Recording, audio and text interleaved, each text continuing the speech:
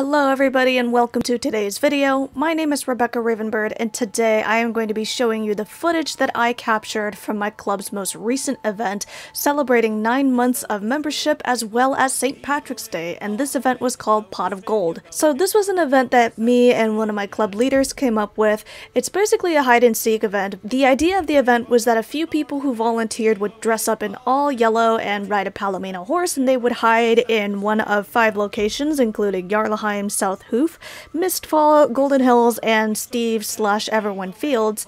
And so they would be hiding all over Jorvik, while other people who are dressed up in green, they are leprechauns. So the leprechauns are trying to find a pot of gold. And so we could only claim 1 pot of gold at a time, and if we found somebody, then we could help the other people try to find another pot of gold. So as you can see in this clip, I am actually coming up with an outfit. I am a leprechaun, even though I am, running the event and trying to moderate it. I was trying to play as well. That way it could just be a little more interesting to have some more eyes trying to look for each of these pots of gold.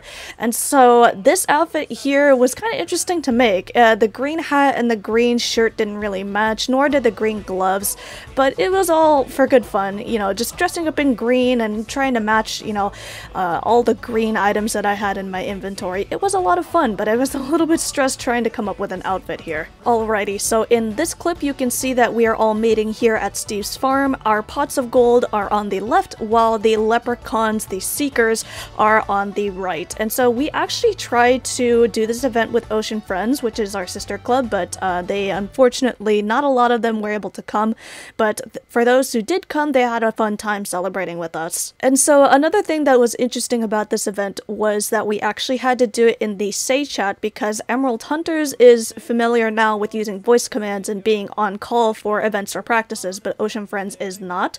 And so we decided it would be most fair if we did it through Say chat so everyone could participate. Looking back on this event, I realized it probably wasn't the greatest idea to meet here, considering how many people are here and how many people are interested in looking at this big group of Emerald Hunters, but at the same time, honestly, it is kind of a recruiting tactic.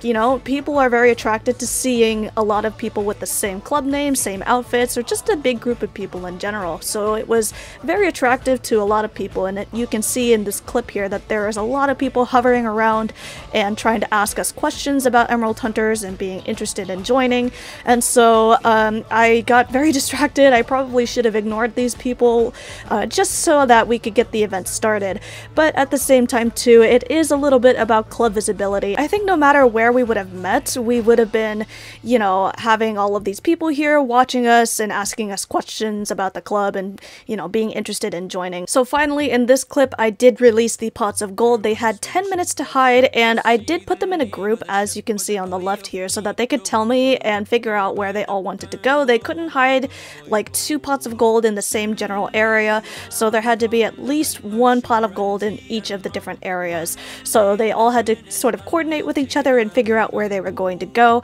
In the meantime, while I was here, because the pots of gold had to take some time to hide, I got to explain a little bit about each of the locations where they were all going, so I had to remind them, okay, here were the 5 locations that we're going to be looking for, and again, reiterating the rule about not finding more than 1 pot of gold. You were only allowed to find 1 pot of gold at a time. And so I was able to stay here a little bit and also talk to the people who were interested in joining and just kind of, introduce ourselves to them and, tell them how to find our application. So anytime you're interested in joining Emerald Hunters, you will definitely have to take a look down in the description of the video, or you can go to our Instagram page, which is at emeraldhunters.sso, and you can find the link to our application there. I was thinking about creating a separate Emerald Hunters YouTube channel, but I actually have a lot of different Google accounts, and it's just a lot to manage. And so, I don't know, I think it would be better if I just more clearly tag my videos that include Emerald Hunters, or make a playlist that includes Emerald Hunters. And so yeah, definitely Emerald Hunters is being featured on my channel, but this channel is not specifically just about Emerald Hunters. So again, if you'd like to ever look up Emerald Hunters, you are welcome to do so on my channel, and you also are welcome to look us up on our website, which is also linked down in the description below. The first location that I scouted out in this game was Golden Hills, and I was talking about the entire Golden Hills area area that they could choose from. So I did not specify, you know, whether they had to be in Golden Hills Valley or Jasper's Farm or anything like that. So, and it was the same for all the other areas too. Like, they didn't have to be specifically at South Who Farm, they didn't have to be specifically within Yorvik Stables, that sort of area. And so I let them have a lot of free range because I wanted this game to last for a while. And it was actually kind of interesting. We found them relatively quickly. And I think, you know, it definitely helped that they were wearing yellow so that they would stand out. But they had really good hiding places too at the same time. So the Pots of Gold did a really nice job of hiding in different areas. And definitely with the Golden Hills area, it was pretty easy to hide in this area, I think, because, you know, there's a lot of literally gold leaves all over the place, so you could just hide in a bush and be done with it. So yeah, as you can see in this clip, I am just going all over the place, trying to look in the trees and bushes and things like that, and we had some of them, you know, try to give some hints. And so also throughout this exploration on my part, because again, I was trying to moderate it, you can see me going through the chat and doing reminders about where people are and who's been found and where and how many pots of gold we're looking for next. And so it was really interesting because, like I said, they had a lot of the map to explore and hide with, and they had 10 minutes to hide, so it was, you know, a little bit of time to give them to hide, but also a little bit of a time crunch because, you know, within 10 minutes you have to think of an area and you have to think about how you're going to position yourself so that you can remain hidden, and also the fact that you're not typing in the chat either because we can see our chat bubbles too. So yeah, it was a really cool experience. I went up to like Scarecrow Hill, I went all over the beach area, I went to Cape West Fishing Village. So yeah, I had a lot of fun trying to participate in this event as well.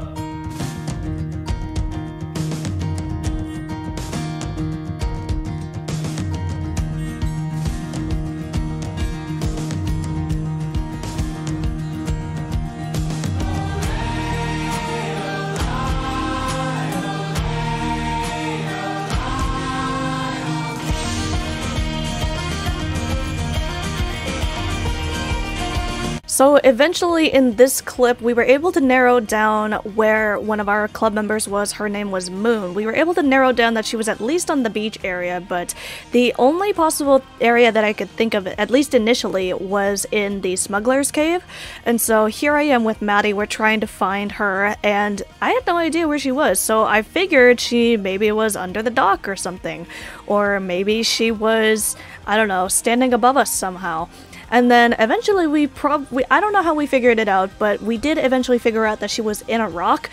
And so it was really cool because I believe what happened was I was hovering my mouse over a rock, and you know that little person icon that shows up when you hover over a person? So that showed up and I was actually able to find her. Now, I don't think it was like cheating or anything because I knew at least she was going to the Golden Hills area, but she did not specify to us in the chat where she was going. So I was able to find her, and so yeah, it was really cool because she was one of the last people to be found. We had Cara Ravenholm, who was in the Jarlaheim area, who still had to be found. So yeah, here she is. I found her in the rock. As you can see, the chat bubble did give her away, and I actually did take a picture for proof to see like, hey, you know, I found her in the rock, so it was a lot of fun finding her. So in this last part of the video here, we are all meeting back at Steve's farm, and we are dressing up in rainbow colors because what we were going to do was the traveling rainbow. So the traveling rainbow was just going to be some basic off-rail dressage, and we would be dressing up in these colors because of the St. Patrick's Day tradition of a pot of gold at the end of the rainbow. So if you ever think of that imagery, that's what we were trying to recreate. And so you can actually see a lot of Pink Queen's Legacy members saying hi to us, and they were really interested in our outfits, particularly the traffic cone outfit that Moon was wearing. I thought it was a great outfit, and it was really nice of Pink Queen's Legacy to say hi to us, and of course we said hi to them as well. They've always been really nice and supportive of, you know, not just Emerald Hunters, but all the clubs that they meet, all the people that they meet. They're always very kind and supportive, and so that really is awesome that they, you know, came out and just said hello to us and had a good time, you know, just hanging out out saying hi to us, looking at our outfits. And so yeah, we actually had a few people that also wanted to join us who were not in our club, but they decided, you know, let's dress up a little bit and sort of travel with the Traveling Rainbow. And so you'll see me in the Say chat trying to command a little bit. It's been a while since I've like commanded in chat, so I was kind of a little bit rusty, and also I had a lot of spelling mistakes, just straight up because I had not been chat commanding in a while, so my fingers were a little rusty in that sense. I wasn't too hard on them about gaps or timing or anything, partially because we were all on different horses, different outfits, different stats, and so I said, you know what, let's just try to use one horse gaps and not really worry about it too much. It was just for fun, mostly just for the visual appeal of the colors and trying to do, you know, a little bit of dressage and have fun traveling around doing that. And so yeah, you'll get to see the Traveling Rainbow coming through Jorvik.